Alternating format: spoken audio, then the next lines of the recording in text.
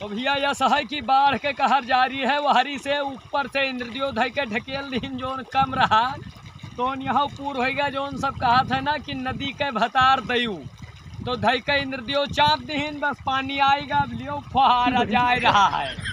अब सरजू महारानी अलग आँख काढ़े हैं और इंद्र देवता वहीं कहा था बिना भैया मानम ना।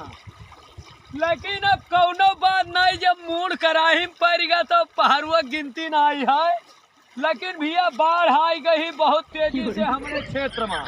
पूरा घुमा दो भैया कैमरा हरी। हाँ चल दो गम गम गम गम जा रहा है पानी गम गम गम गम।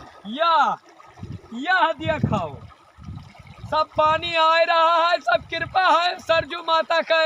हाँ बाकी तो आप लोग ऐसा देखो भैया। ये पानी की बूंदे हैं, ये बरस रही हैं ऊपर से और नीचे से। सरजू महारानी की कृपा है भैया। यह देखो